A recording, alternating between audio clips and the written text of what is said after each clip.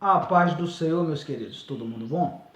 Hoje eu quero falar aqui sobre um tema bastante importante, profecia, tá bom? Esse vídeo está sendo gravado para o Google Sala de Aula, meus alunos, também para os grupos fechados que a gente tem e eu vou colocar também nas redes sociais, no Facebook, no Instagram e no YouTube, tá bom? Você compartilhe esse vídeo, tá bom? Convide pessoas, deixe o seu like e Deus vai estar nos abençoando poderosamente. Profecia, em primeiro lugar, a profecia que é universal, a profecia geral, a profecia que rege a Bíblia, que rege a igreja, a profecia que rege a nossa vida, é a palavra de Deus, é a Bíblia Sagrada. Ela é o nosso mapa, a nossa bússola, ela é a nossa constituinte, tá bom? Toda profecia que estiver na Bíblia aqui, a gente tem que estudar, é claro, os profetas que profetizaram, né, no ministério profético, a gente precisa estudar as circunstâncias, né? A cultura, o local, o profeta, para quem profetizou, para que profetizou, por que profetizou. Tudo isso tem que ser estudado para depois fazer aplicação. No entanto, o dom profético, tá? Porque João Batista foi o último profeta, a Bíblia diz, na igreja existem profetas, mas são nominais, né? A gente costuma falar, fulano é profeta, nominal, porque você prega, porque você profere palavras, não é o ministério profético conhecido no Antigo Testamento. Hoje existe o dom de profecia, tá? E as pessoas precisam, a igreja precisa de profecia. Não havendo profecias, a igreja se corrompe, a igreja precisa de profecias, tá bom? Eu quero falar aqui, em primeiro lugar, as profecias têm fontes. Primeira fonte profética é divina, essa é boa. Segunda fonte profética é humana, essa é do homem, não é boa. Terceira fonte profética, diabólica, essa é ruim, é péssima, mas existe, tá? Pessoas que de repente são inspiradas, usadas pelo maligno para estar profetizando, tá bom? Para isso existe o dom de discernimento na igreja, para que as pessoas possam discernir. Por isso eu digo que estas profecias, elas são local, congregacional ou pessoal. Ou ela é direcionada a uma pessoa, a uma congregação ou a um local.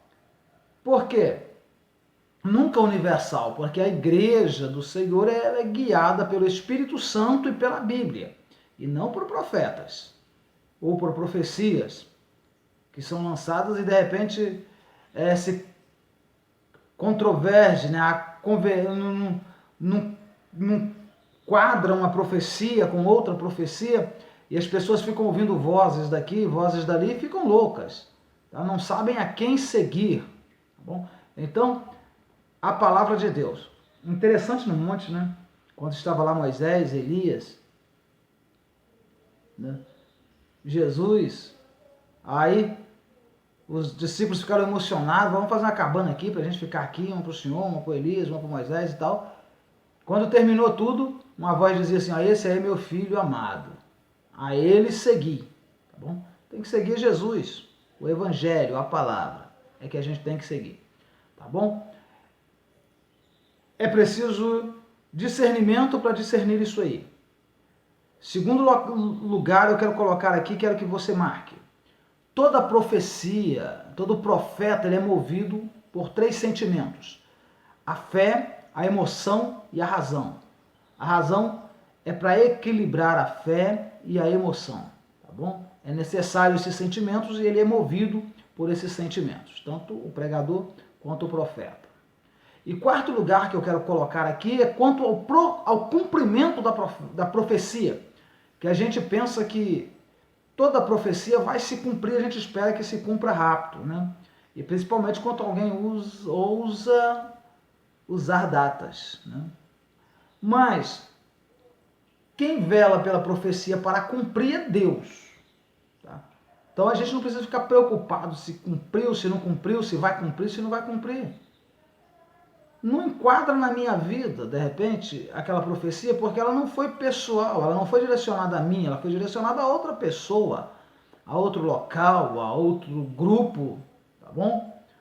Então, Deus falou assim para Jeremias: viste bem, porque eu velo pela minha palavra para cumprir. Nenhuma palavra que sai da boca de Deus volta vazia, sem antes fazer aquilo para a qual ela foi enviada, tá bom? A gente precisa ter convicção disso. Alguma profecia pode não cumprir ou não acontecer? Olha, Deus mandou Jonas pregar que Nínive seria destruída. Jonas subiu no monte e esperou, mas Nínive não foi destruída por causa do arrependimento, né? Deus mandou Isaías falar com Ezequias que ele ia morrer, mas Ezequias não morreu naquele exato momento, e o próprio Isaías ouviu a voz de Deus e voltou lá para dizer que Deus daria a ele mais 15 anos de vida. Está entendendo? Deus faz o que lhe apraz, e nós não precisamos ficar preocupados com o que Deus faz, ou com o que Deus não fez e nós pensamos que tinha que fazer. Não, nós precisamos seguir a nossa vida guiado pelo Espírito Santo, pautado pela palavra de Deus. Os tempos são difíceis, não dá para a gente ficar ouvindo vozes que vêm de todos os lados, tá bom? Senão a gente não sabe a quem seguir. Seguir a Jesus Cristo, a palavra de Deus, tá bom?